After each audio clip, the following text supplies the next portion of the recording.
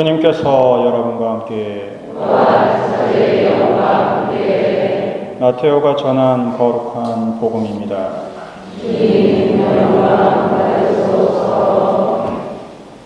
예수 그리스도께서는 이렇게 탄생하셨다.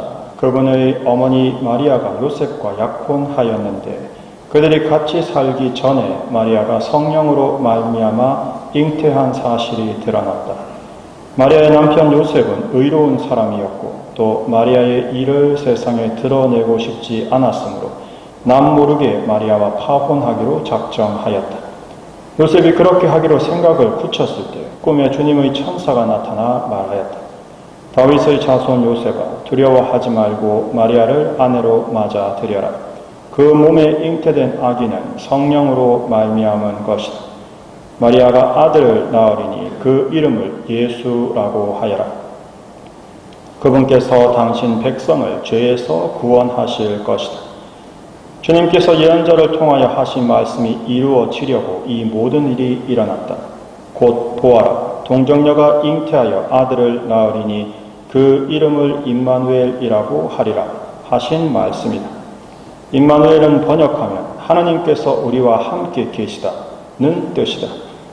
잠에서 깨어난 요셉은 주님의 천사가 명령한 대로 아내를 맞아들였다.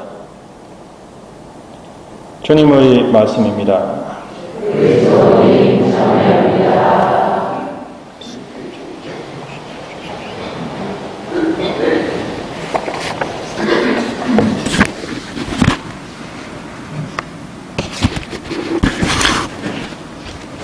오늘 복음에서 임마누엘이 아는 예수님 하느님께서 우리와 함께 계시다는 말씀을 우리에게 주십니다. 즉 하느님께서는 우리와 항상 함께 계시지만 함께 계시는 것을 내가 의식하고 그 하느님께 찬미와 감사와 영광을 드리며 하느님과 말씀을 나누는 것을 기뻐하십니다. 하나님께서 인간이 되신 것에 큰 이유가 있고 그 이유에 대해서는 몇 번이나 말씀을 드렸지만 다시 한번 말씀을 드리면 사랑이신 하나님께는 사랑을 주실 존재, 즉 사랑을 받을 존재가 필요했습니다. 왜냐하면 우리가 삼위일체의 신비 안에서 배우는 하나님 사랑의 속성은 주는 것이기 때문이죠. 따라서 사랑의 근본이신 하나님께서는 사랑을 줄 존재, 사랑을 받을 존재가 필요합니다. 이 사랑을 주시는 존재다라는 의미에서 우리에게 전에 한번 말씀드리기도 했던 이 아낌없이 주는 나무 이야기를 다시 한번 보겠습니다. 보실 때 조금 더 나무의 소년이 아니라 나무의 입장에서 이 이야기를 생각해 주시면 좋겠습니다. 아낌없이 주는 나무. 옛날에 나무 한 그루가 있었어. 그리고 그 나무에게는 사랑하는 소년이 하나 있었지. 날마다 소년은 나무에게로 와서 떨어지는 나뭇잎을 한 입, 두 입 주워 모았어. 그러고는 나뭇잎으로 왕관을 만들어 쓰고 숲속에 왕노릇을 했어. 에헴, 나는 왕이다. 소년은 나무줄기를 타고 올라가서는 나뭇가지에 매달려 그네도 뛰고 사과도 따먹곤 했지. 우와, 그네 너무 재밌다. 나무와 소년은 가끔 숨바꼭질도 했어. 꼭꼭 숨어라, 머리카락 보일라. 그러다가 피곤해지면 소년은 나무 그늘에서 단잠을 자기도 했지. 나 너무 졸려. 나 여기서 자도 돼? 소년은 나무를 무척 사랑했고 나무야, 사랑해. 나무는 행복했어. 하지만 흘러가는 시간을 잡을 수는 없었어. 그리고 소년도 점점 나이가 들어갔어. 나무는 홀로 있을 때가 많아졌지. 그러던 어느 날 소년이 나무를 찾아갔을 때 나무가 말했어. 얘야, 내 줄기를 타고 올라오렴? 가지에 매달려 그네도 뛰고 사과도 따먹고 그늘에서 놀면서 즐겁게 지내자. 난 이제 나무에 올라가 놀기에는 너무 커버렸는걸. 난 물건도 사고 싶고 신나게 놀고 싶단 말이야. 그래서 돈이 필요해. 내게 돈을 좀 줄 수 없겠어? 미안하지만 내겐 돈이 없는데? 내겐 나뭇잎과 사과밖에 없어. 내 사과를 따다가 도회지에서 팔지 그러니? 그러면 너는 돈이 생기고 행복해질 거야.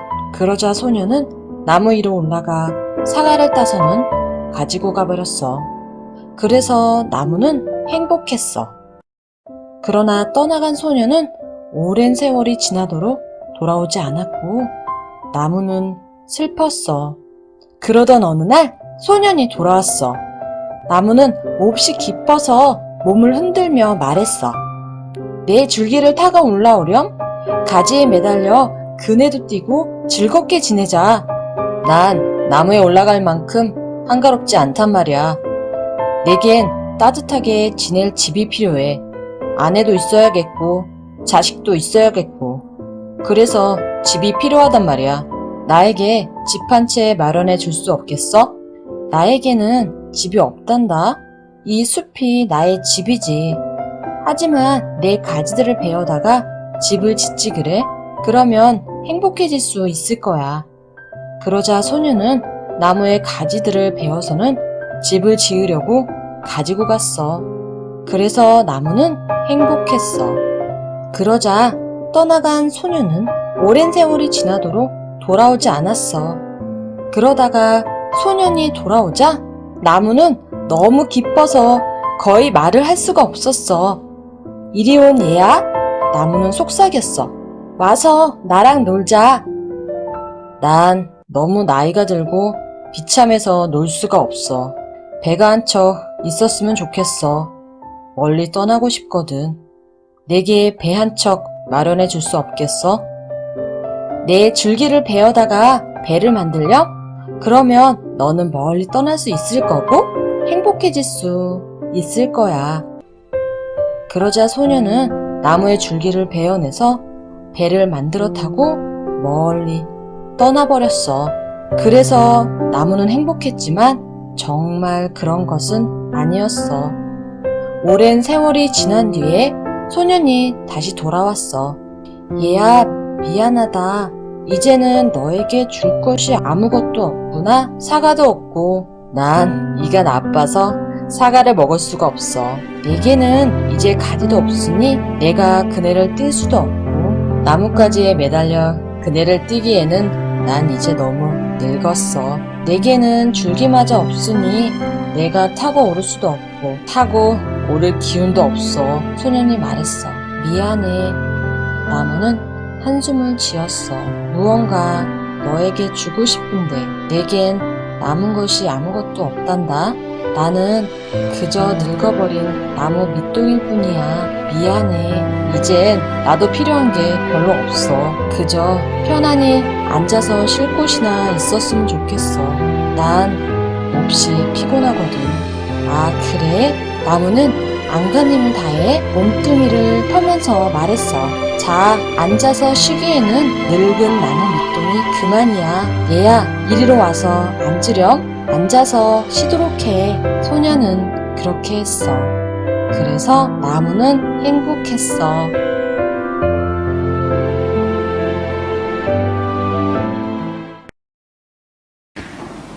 네, 이 책은 아낌없이 주는 나무라는 책입니다. 근데 1988년대 미국 일부에서 이 책은 금서가 됐습니다.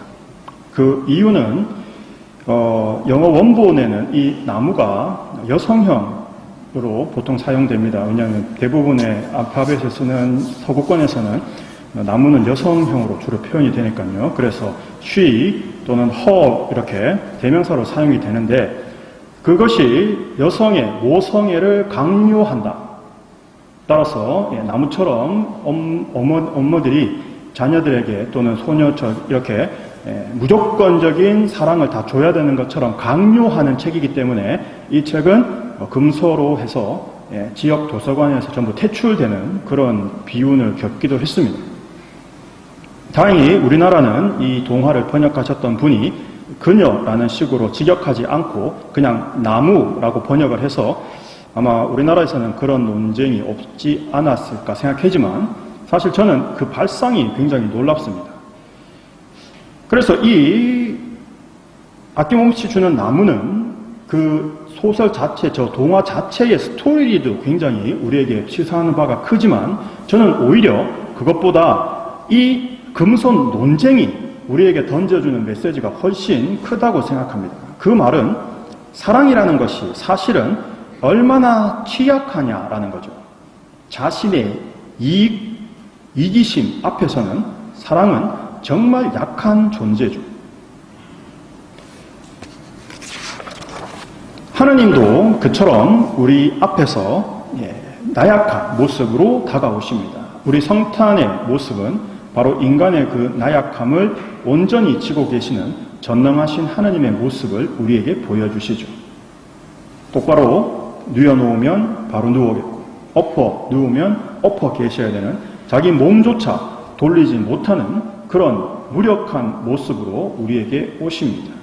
그러면서 우리에게 이렇게 말씀하고 계시는 것처럼 느껴지는 거죠.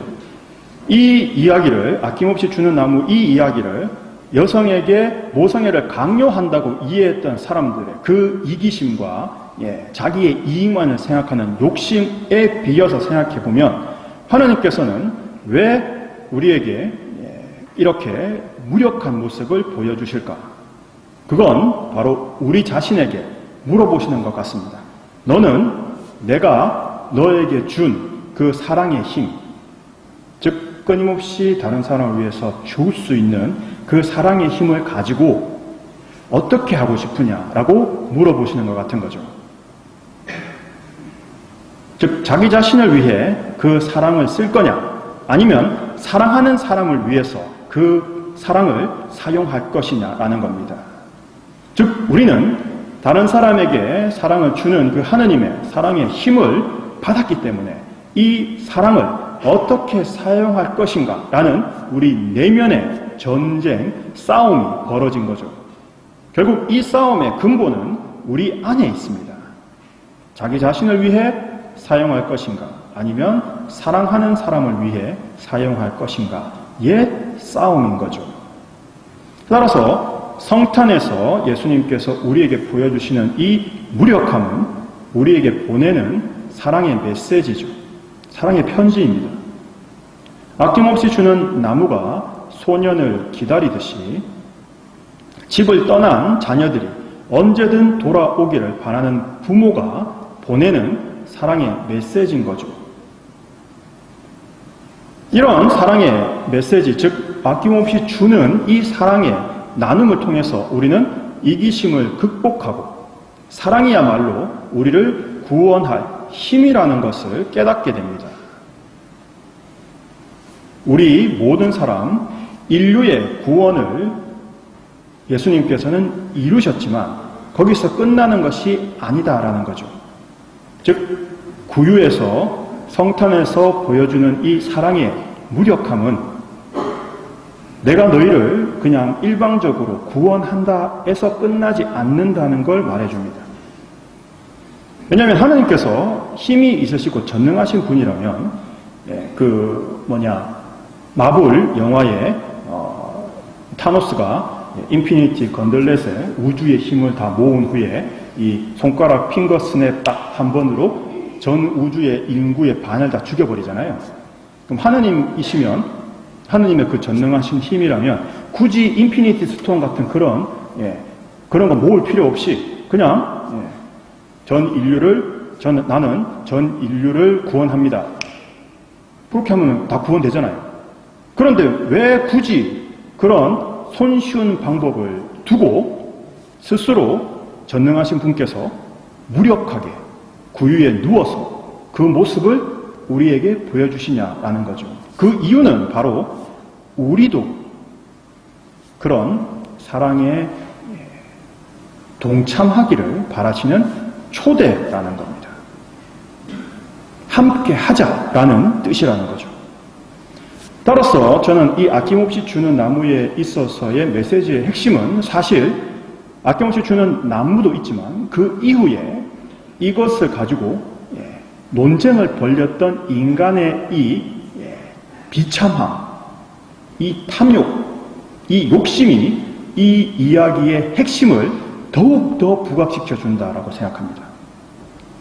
한번 여러분 생각해 보십시오. 우리가 하나님께서 우리를 사랑으로 초대하셔서 일방적으로 우리에게 구원을 던지는 것이 아니라 하나님의 그 사랑 안으로 우리를 초대하셨다라는 측면에서 생각해 보면 더 깊이 있게 묵상이 가능합니다. 예를 들어서 우리가 구원이라는 측면에서 그렇습니다. 하나님께서 우리를 구원하셨지 않습니까?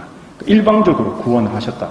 또는 우리가 그 사랑으로 구원에 참여하기를 바라신다라는 측면에서 생각해 보신다면, 자, 우리가 이미 천국에 왔습니다. 천국에 왔다면 이제 우리는 구원을 받았다는 그 이유, 사업 그걸 성공했으니까 더 이상 신앙생활, 즉 기도, 천국에서는 더 이상 기도할 필요도 없고 미사할 필요도 없고 사랑의 나눔도 필요 없을까요? 난 이미 천국에 왔으니까 굳이 기도한다든지 미사한다든지 선행을 한다든지 나눔을 한다든지 이럴 필요가 없을까요? 아니면 천국에 갔으면 더 자주 기도하고 더 많이 미사에 참석하고 더 사랑의 나눔을 해야 될까요? 라는 겁니다. 천국에서는 당연히 예수님께서 직접 집전하시는 미사에 참석하실 겁니다. 지금은 제가 보이지만 천국에 가시면 예수님께서 이 자리에 계시는 거죠.